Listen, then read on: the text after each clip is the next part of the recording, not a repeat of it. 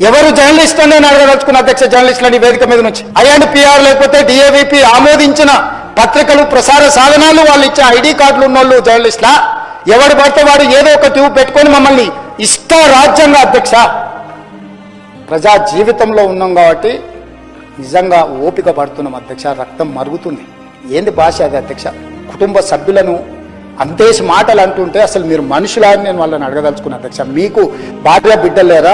తల్లిదండ్రులు లేరా? మీ అమ్మనో నీ చెల్లినో నీ భార్యనో ఈ రకంగా మాట్లాడితే నువ్వు ఇంత వాడిని నేను అడుగుతున్నా. ట్విట్టర్లో పెట్టినోని, అరెస్టును ఖండించినోని, నా భార్య నా బిడ్డను తిడితే నాకు నొప్పి అవుతుంది, కానీ నీకు ఒక ఆడపిల్లను అవమానిస్తుంటే నీకు నొప్పి కావా?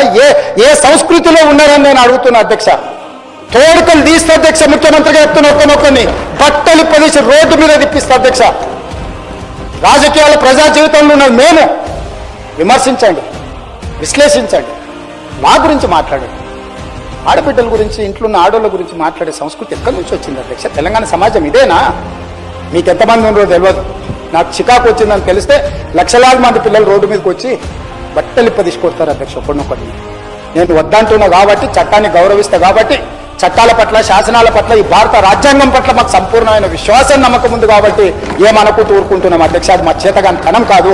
చంద్రశేఖరరావు గారు నీ పిల్లలకు చెప్పు, ఇది మంచిది కాదు, నువ్వు అనుకుంటున్నావేమో ఇట్లా ఏదో చేస్తే మానసికంగా కుంగదీసి దెబ్బతీసి రాజకీయంగా ప్రయోజనం పొందుదామని నువ్వేమైనా కలలుగా అంటే నువ్వు అనుకుంటున్నావేమో. అట్లా కుదరదు చంద్రశేఖరరావు. నేను చెప్పదలుచుకున్నా, హద్దు దాటితే, మాట జారితే దాని ఫలితం ఎట్లుంటుందో అనుభవిస్తారని నేను చెప్పదలుచుకున్నా అధ్యక్ష.